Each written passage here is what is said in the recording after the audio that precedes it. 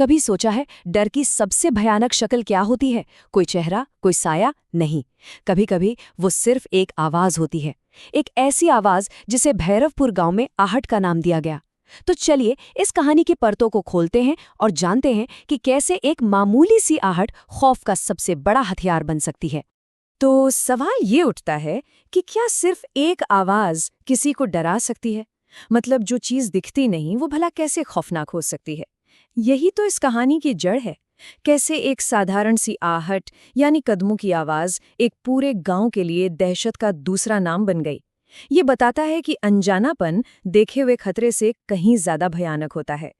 देखिए इस कहानी में आहट का मतलब सिर्फ कदमों की आवाज नहीं है ना, ये एक एहसास है कि कोई है ठीक पीछे, भले ही मुड़कर देखने पर कोई ना दिखे।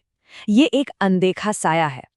और हमारा दिमाग भी तो ऐसा ही है, जहां कुछ नहीं दिखता वहां वो सबसे बड़े डर की तस्वीर बना लेता है।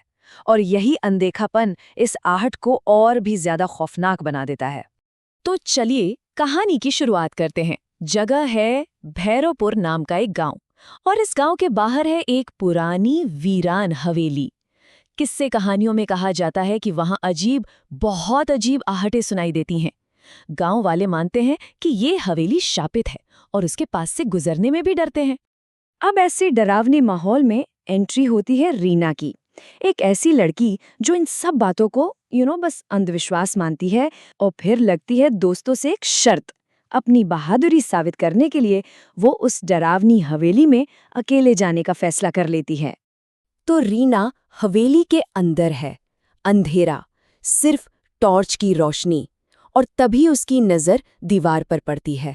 वहां उसकी परछाई के साथ एक और परछाई हिल रही थी। बस इसी एक पल में गांव की सारी कहानियां सच लगने लगती हैं। उसका यकीन टूटता है और डर पहली बार दरवाजे पर दस्तक देता है। लेकिन जो रीना ने महसूस किया वो तो बस एक शुरुआत थी। असली खौफ तो अब शुरू होने वाला था। हवेली का वो अनदेखा साया अब सिर्फ हवेली तक सीमित नहीं रहा, वो निकलकर पूरे गांव को अपनी गिरफ्त में ले रहा था। डर अब एक महामारी की तरह फैल रहा था। और ये आहट किसी को नहीं बख्श रही थी। मतलब कोई फर्क नहीं पड़ता कि कौन क्या है। एक स्टूडेंट रीना, गांव का नाई रघुनाथ, एक टीचर अनिरुद्ध, एक पुजारी मोहन, यहाँ तक कि एक पुलिस अफसर भी, सब के सब इसके शिकार बन रहे थे। यही तो इस डर की सबसे खौफनाक बात थी कि इसका कोई चेहरा नहीं था, कोई नियम नहीं था, ये बस था, हर किसी के लिए। रघुनाथ, जो गांव का नाई था, उसके साथ तो कुछ और ही भयानक हुआ। उसे सिर्फ आहट सुनाई नहीं दी, इस बार उस साई ने कुछ कहा, एक धीमी सी फुसफुसाहट, तू बच नहीं पाएगा। सोचिए, अब डर सिर्फ महसूस नहीं हो रहा था, वो बातें कर रहा था, वो धमका रहा था। और जब गांव के पुजारी मोहन ने सोचा कि वो पूजा पाठ से इस बला को टाल देंगे, तो उन्हें मिला एक जवाब। दीवार पर खून से लिखा हुआ एक पैगाम, आहट से बचना नामुमकिन है। ये एक खुली चुनौती थी। ये साफ हो गया था कि ये कोई मामूली भूत प्रेत नहीं है, ये कुछ ऐसा है जो आस्था और विश्वास से भी ज्यादा ताकतवर है। अब कहानी एक ऐसे मोड़ पर आती है जहां भागने का वक्त खत्म हो चुका था। अब बारी थी सामना करने की।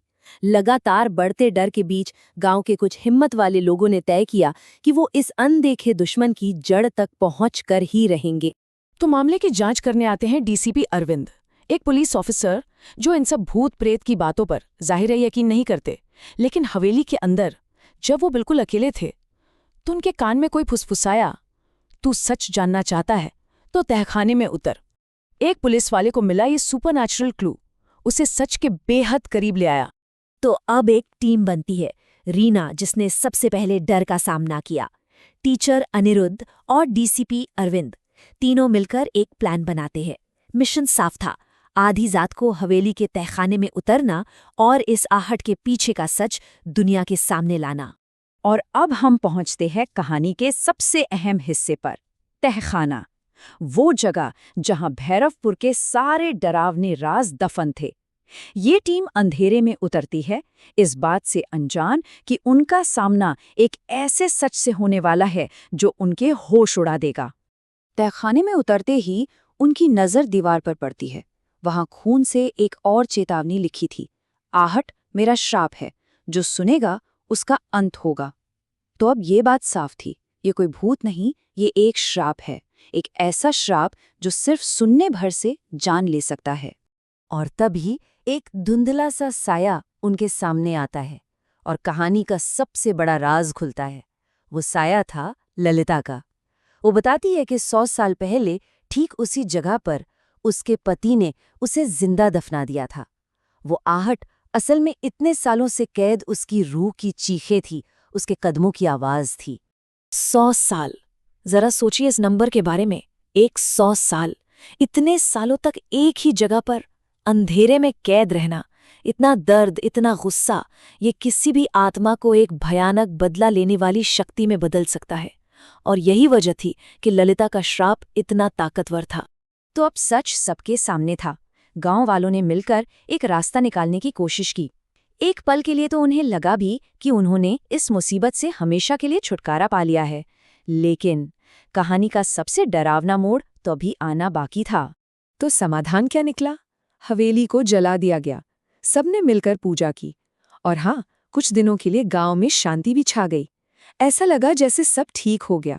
लेकिन हकीकत ये थी कि आहट को जलाया नहीं जा सकता था। वो तो एक आवाज थी, एक याद थी, और डर अभी भी जिंदा था। कुछ रातें बीतती हैं, रीना अपने कमरे में अकेली है। अचानक एक ठंडी हवा का झोंका आता है और फिर वही कदमों की आहट सुनाई देने लगती है। कहानी जहां से शुरू हुई थी, घूमकर वहीं वापस आ गई। डर कभी गया ही नहीं था। और ये कहानी हमें एक बहुत ही परेशान करने वाले सवाल के साथ छोड़ जाती है कि अगर आहट सुनाई ना भी दे तो क्या इसका मतलब है कि वो वहां नहीं है, या फिर डर अब हमारे अंदर ही बस चुका है और वो अनदेखा साया हमेशा हमारे आसपास ही रहता है, बस सही वक्त का इंतजार करता है।